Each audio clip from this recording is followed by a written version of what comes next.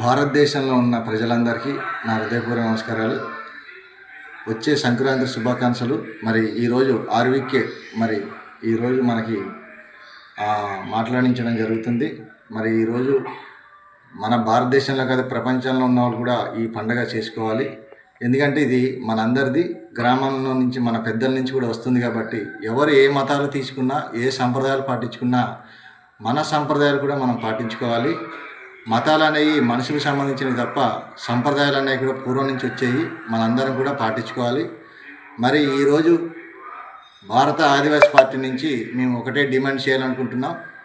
మరి రాష్ట్ర ప్రభుత్వం ఖచ్చితంగా మాకు గ్రామాల్లోనైనా ఎక్కడైనా కానీ కోడి పందాలు ఆడించడం అనేది మన పూర్వం నుంచి వచ్చే ఆచారము.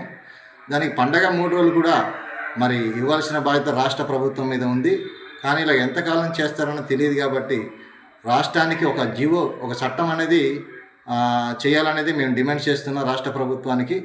మరి ఆ చట్టం అనేది ఉంటే ఈ గ్రామ స్థాయిలో కూడా కోడి పందాలు అనేవి కూడా వ్యాపారం చేయకుండా, అలాగే డబ్బులకి ఆడకుండా సరదాగా చేసుకోవడం వల్ల వేరే అలవాట్లు అవ్వకుంటుంటారు యువతరము. అంటే రాను ఏంటంటే ఫోన్కి లేకపోతే వేరే చెడు అలవాట్లకి బానిస అయిపోతున్నారు. కాబట్టి ఈ కోడి పందాలు అనేవి కూడా ఉంటే గ్రామాల్లోనే ఆ సంప్రదాయాలు రక్షించుకుంటూ ఆ 3 రోజులు కూడా ఈ కోడి పందాల మీద దృష్టి పెట్టడం వల్ల వేరే అలవాట్లకు వెళ్ళకుండా ఉంటారు. లేదంటే 3 రోజులు కూడా వేరే అలవాట్లకు వెళ్ళిపోయి విద్యార్థులు అలాగే పెద్దలు కూడా ఈ కోడి పందాలు అనేవి లేకపోతే వేరే అలవాట్లు నేర్చుకొని పాడైపోయే పరిస్థితి వచ్చింది. దాని గురించి రాష్ట్రంలో ఉన్న మేధావులందరూ కూడా, రాజకీయ నాయకులందరూ కూడా దూరదృష్టిలో ఆలోచించి ఒక చట్టం చేయాలనేదే మేము డిమాండ్ చేస్తున్నాం భారత ఆదివాసీ పార్టీ నుంచి.